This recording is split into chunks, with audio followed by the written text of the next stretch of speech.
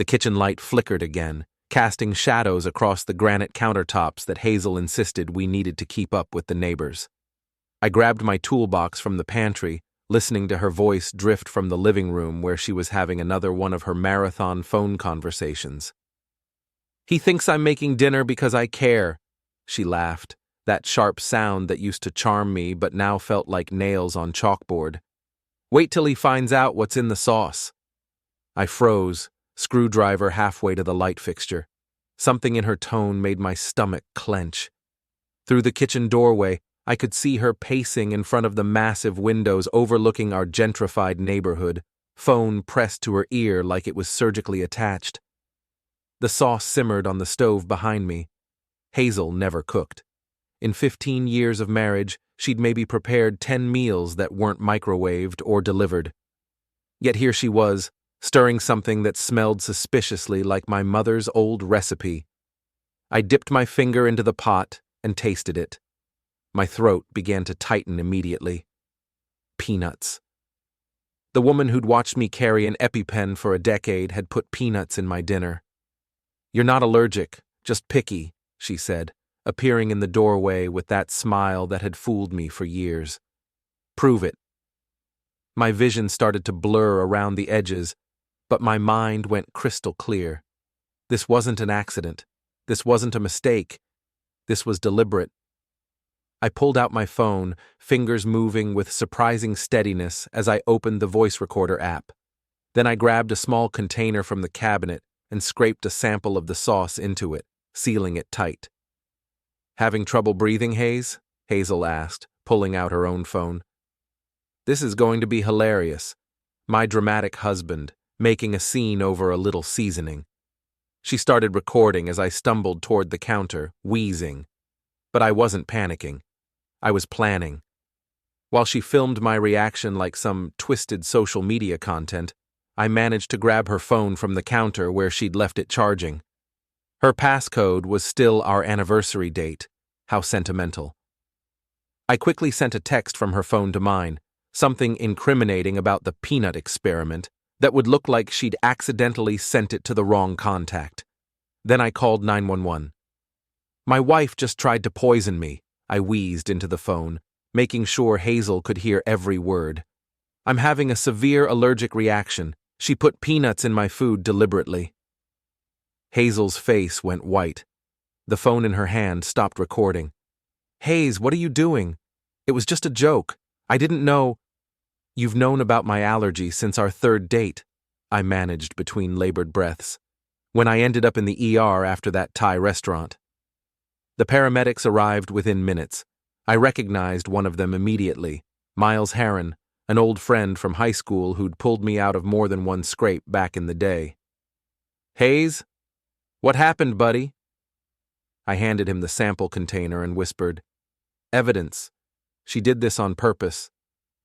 Miles's expression hardened as he looked from me to Hazel, who was now frantically trying to explain how this was all a misunderstanding. "Ma'am, I need you to step back," Miles said, his voice professional but cold. "We're going to need to call the police." "The police?" Hazel's voice cracked. "This is ridiculous. It was an accident." I pulled out my phone, showing Miles the text I'd sent from Hazel's device. She texted me about the peanut experiment before dinner, and I recorded her admitting she did it deliberately. The look on Hazel's face was worth every moment of struggle to breathe. Pure panic, the kind that comes when someone realizes their carefully constructed world is about to collapse. As the officers arrived and began taking statements, I was loaded onto a stretcher. But before they wheeled me out, I managed to catch Hazel's eye. "Game on," I whispered. Before we dive deeper into this story, I have one small request. Please subscribe, drop a like, comment, and hit that hype button to boost this channel so more people can discover these incredible Reddit stories. The hospital room smelled like disinfectant and broken dreams. I'd been here for 6 hours, pumped full of antihistamines and steroids, feeling better than I had in months, not physically, though the breathing was definitely improved, but mentally. For the first time in years, I had clarity.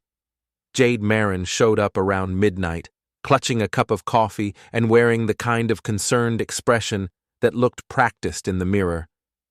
"Haze, honey. I came as soon as I heard." She perched on the edge of the visitor's chair, like a bird ready to take flight. Hazel is beside herself. She's talking to lawyers. I bet she is. I adjusted the bed to sit up straighter. Tell me something, Jade. How long have you known about Damian? Jade's coffee cup paused halfway to her lips. Damian? Come on, you're her best friend. You work in the same building. You expect me to believe you didn't know she was screwing her boss's right-hand man? The mask slipped for just a second, revealing something calculating underneath. Haze, I don't know what you're talking about. Sure you don't. I smiled, the kind of expression that had made more than one construction worker think twice about crossing me. But here's what I do know. Hazel's been staying late at the office 3 nights a week for the past 4 months. She's been getting her hair done every Friday instead of every other week. And she bought lingerie from that expensive place downtown. The receipts were in her purse. Jade set down her coffee cup. You went through her purse? I went through everything. Bank statements, credit card bills, phone records.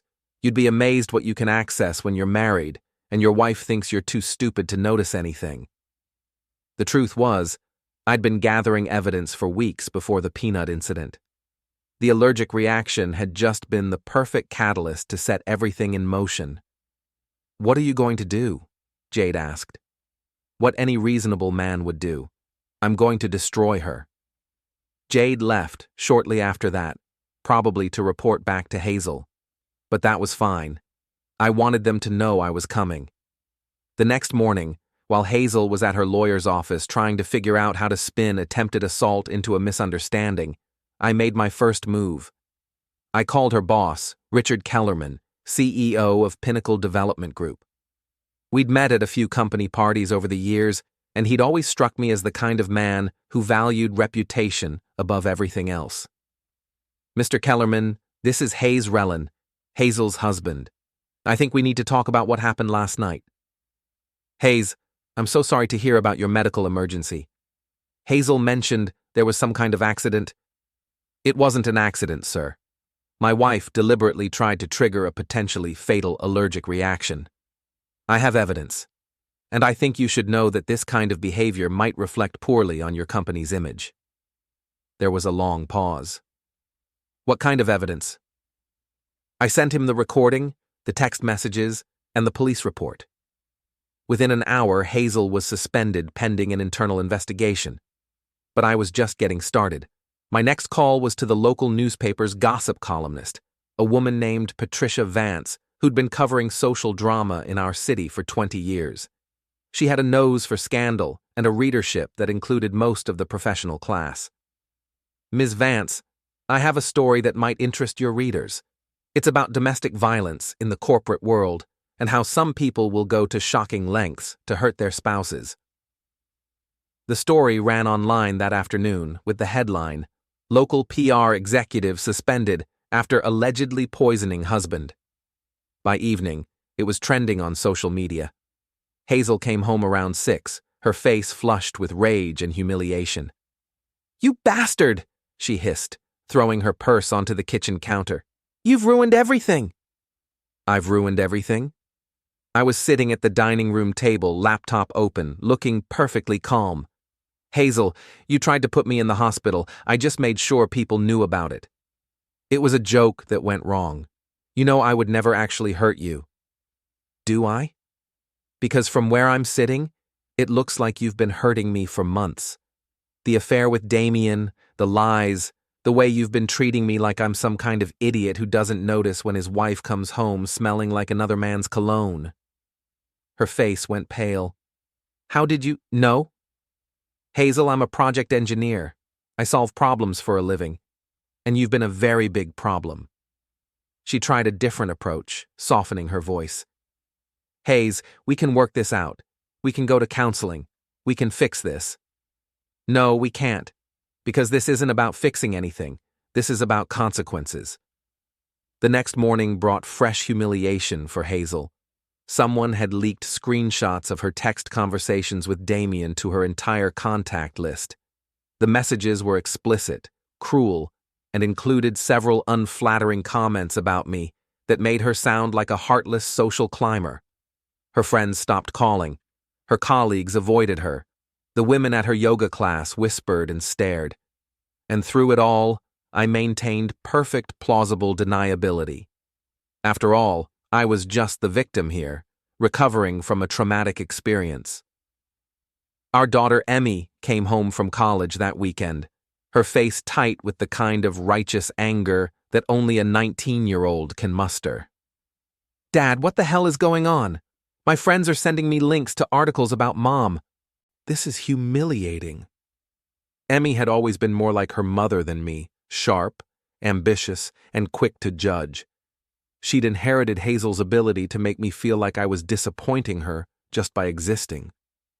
"Your mother tried to poison me, Emmy. That's what's going on." "She said it was an accident. She said you're having some kind of breakdown and making everything up."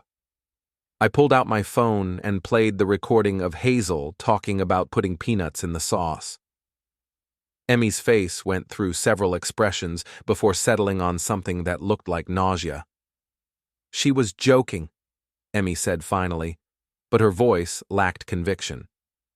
"Was she joking when she was screwing Damian Morrison for the past 4 months? Was she joking when she told him that you and I were just obstacles to her real happiness?" I showed her the screenshots. Emmy read them in silence, her face growing paler with each message. "I need money for next semester," she said finally, not looking at me. "I'm sure you do, but that's not my problem anymore." "What do you mean?" "I mean, I've moved our savings into an account that only I can access. I've canceled the credit cards that were in both our names, and I've informed your college that there might be some changes to your financial aid situation." Emmy's mouth fell open. "You can't do that. I need that money for school." "Then maybe you should ask your mother, or better yet, ask Damian. I hear he's quite generous with other people's wives." She stormed out, but not before calling me several names that would have gotten her grounded when she was younger. That evening, I went to my boxing gym. It was a grimy place in the industrial part of town, nothing like the upscale fitness centers that Hazel preferred. But it was real, and after weeks of dealing with lawyers and reporters and family drama, I needed something real. Vic Torino had been running the gym for 30 years. He was pushing 70, with hands like leather and a voice that sounded like he'd been gargling gravel. "You look like hell, Hayes. Feel worse." I wrapped my hands and started working the heavy bag. "Heard about your wife. That's rough. Getting rougher." I threw a combination that would have impressed my younger self. "But I'm handling it." "You sure about that? Because handling it and enjoying it are two different things." I paused, gloves still pressed against the bag. "What's that supposed to mean?" "Means I've seen that look before. You're not just getting even anymore. You're getting off on it." He wasn't wrong. Every time Hazel's face crumpled with fresh humiliation, every time one of her friends crossed the street to avoid her, every time her perfect little world cracked a little more, I felt something that was dangerously close to euphoria. "Maybe she deserves it," I said. "Maybe she does, but you better decide what kind of man you want to be when this is over, because the way you're going, there might not be anything left of you to salvage." I left the gym that night with Vic's words echoing in my head, but by the time I got home, I'd pushed them aside. I had work to do. Damian Morrison lived in one of those glass and steel condos downtown that screamed expensive and soulless. I'd done some research on him over the past few days. 42 years old, divorced, no kids. He drove a Porsche and owned a boat. He was everything I wasn't: polished, wealthy, and apparently irresistible to my wife. I waited in the parking garage until he came home from work, then approached him as he was getting out of his car. "Mr. Morrison, I'm Rellin, Hazel's husband." He was shorter than I'd expected, with the kind of tan that came from a salon and hair that was probably professionally styled. When he saw me, His face went through the same progression of emotions I'd seen on everyone else lately: recognition, guilt, and fear. Look, Hayes, I think there's been a misunderstanding. No misunderstanding. I know exactly what's been going on. I know about the hotel rooms, the expensive dinners, the little gifts you've been buying her with your corporate expense account. Damian glanced around the parking garage like he was looking for security cameras or witnesses. What do you want? I want you to understand something. My wife tried to put me in the hospital last week. She's facing criminal charges. Her career is over, her reputation is destroyed, and her family has turned their backs on her. And you know what? She did all of that for you. I stepped closer, close enough that he had to tilt his head back to look at me. So here's what's going to happen. You're going to disappear from her life. Completely. No phone calls, no text messages, no accidental meetings at the coffee shop. Because if I see you anywhere near my wife again, I'm going to make sure everyone in this city knows exactly what kind of man you are. To emphasize my point, I pulled out my keys and dragged them along the side of his Porsche, leaving a long, deep scratch in the pristine paint. Damian's face went red. You can't do that. I'll call the police. Go ahead. Tell them Rellin scratched your car. I'm sure they'll be very sympathetic, especially after they hear about how you've been involved with a woman who's currently facing assault charges. I walked away, leaving him standing there next to his damaged car, looking like a man who'd just realized he was in way over his head. But I wasn't done with Damian. Not even close. The next phase of my plan required patience and precision. Over the following weeks, I watched Hazel spiral into deeper desperation. Her suspension had become a termination. The criminal charges were still pending, though her lawyer was optimistic about getting them reduced to a misdemeanor. But the real damage was social. In our circle, reputation was everything, and hers was in ruins. She'd moved into the guest bedroom and spent most of her time on the phone with lawyers, trying to figure out how to salvage something from the wreckage. She'd lost weight, stopped doing her hair, and had developed a nervous habit of checking her phone every few minutes as if she was waiting for someone to throw her a lifeline. That someone, I knew, was Damian. But Damian had his own problems now. I'd spent several evenings conducting what I like to call research on his habits. He went to the same gym every morning at 6. He had lunch at the same restaurant every Tuesday. He got his car washed at the same place every Saturday. Predictable men are easy to manipulate. On a Tuesday morning, while he was at the gym, I paid a visit to his regular lunch spot. The manager was a guy named Tony, who'd grown up in my neighborhood and remembered when I'd helped his family move into their first real house.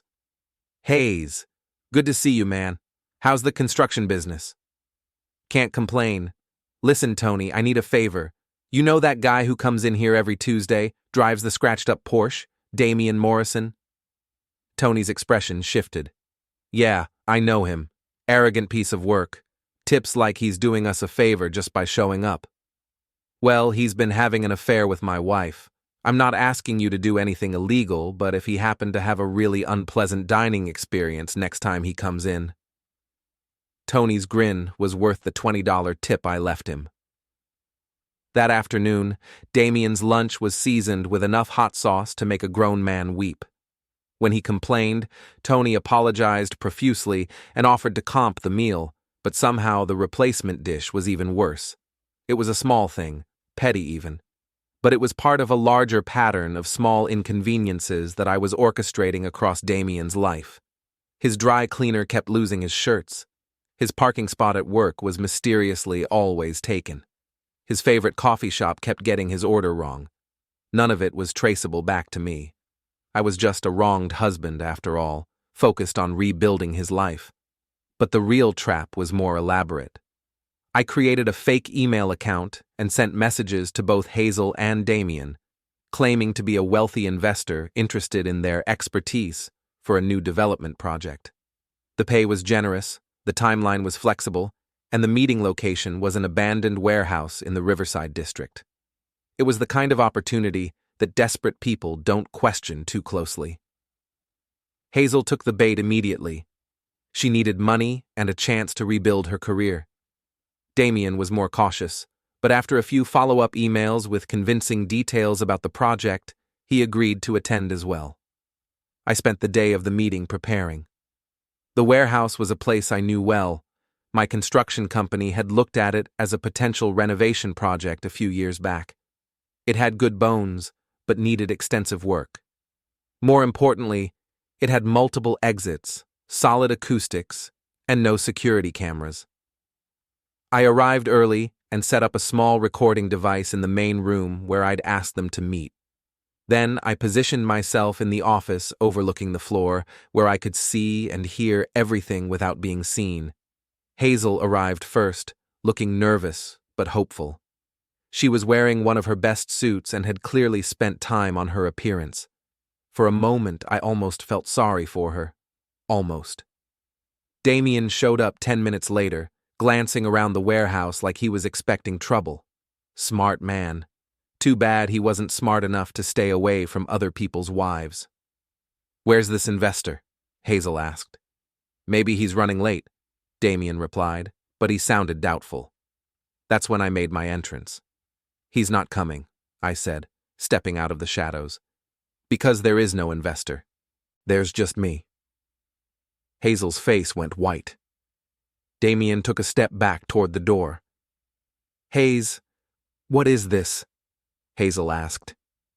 "This is a conversation we should have had months ago, before you decided to poison me, before you decided to humiliate me in front of our friends and family, before you decided that our marriage was just an obstacle to your happiness."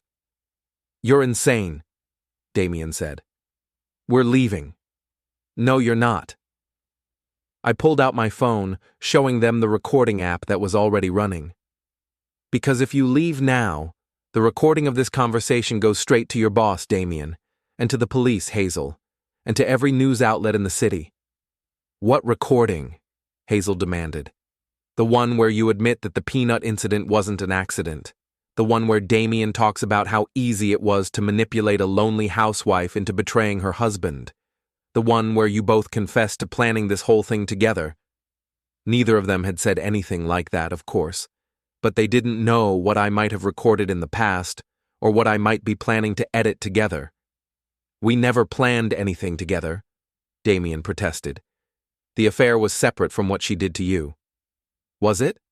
Because from where I'm standing, it looks like you convinced my wife that I was the problem in her life, that she'd be happier without me, that maybe she should find a way to get rid of me permanently." Hazel found her voice. "That's not true. Damian never said anything like that." "Didn't he? Then why did you put peanuts in my food, Hazel? What were you hoping would happen?" "I was angry. I wanted to hurt you, but not seriously. I never wanted you to actually—" She stopped, realizing what she'd just admitted. "There we go," I said, smiling. "That's exactly what I needed to hear."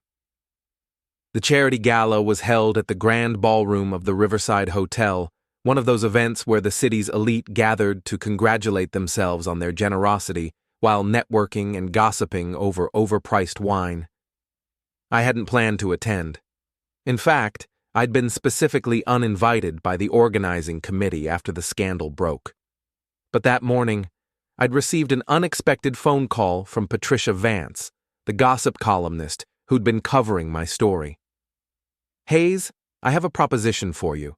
The gala tonight is going to be full of people talking about you anyway.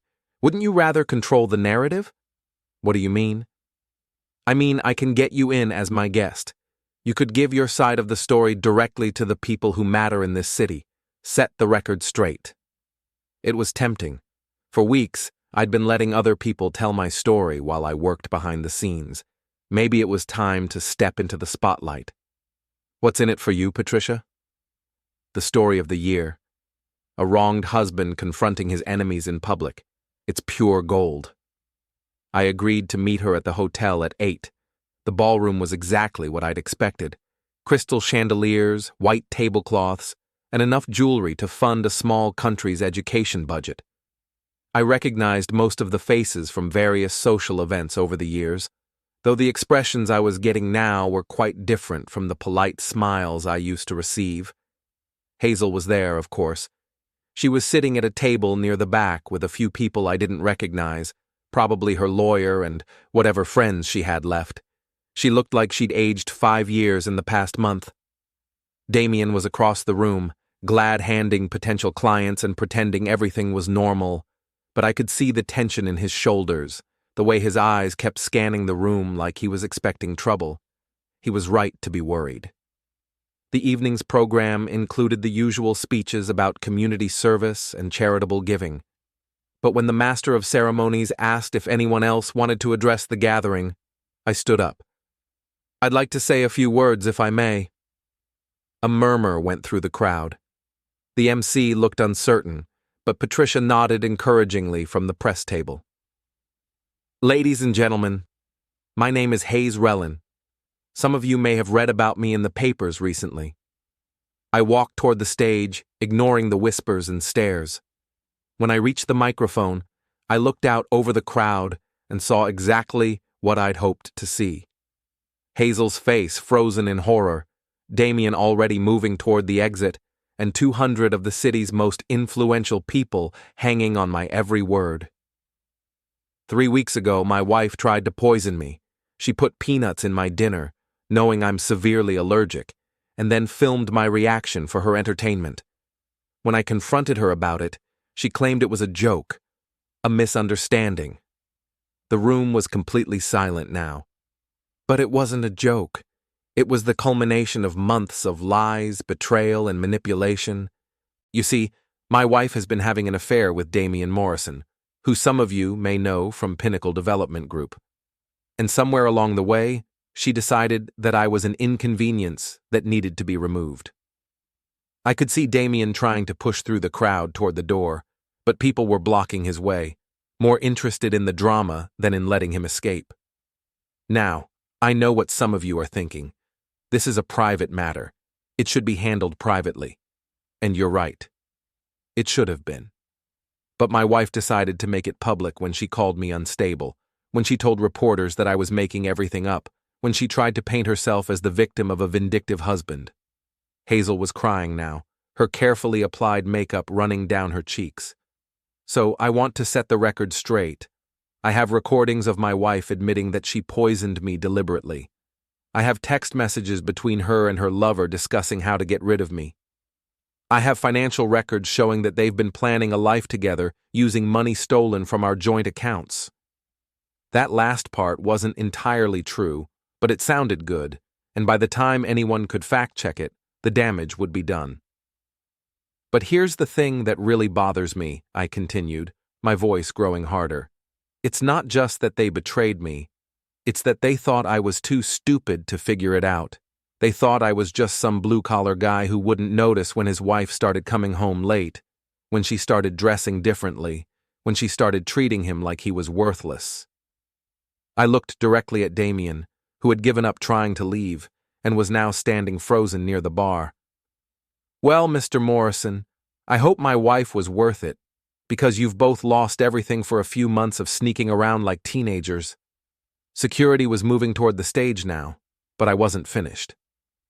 "And to everyone else in this room, I want you to remember something.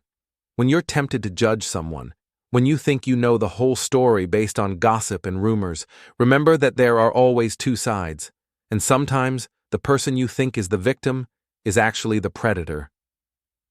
I stepped away from the microphone as security reached me, but I didn't resist. I'd said what I came to say. The room erupted in chaos. People were shouting, cameras were flashing, and I could hear Hazel sobbing somewhere behind me. As security escorted me toward the exit, I caught sight of Damian's face. He looked like a man who just watched his entire world collapse.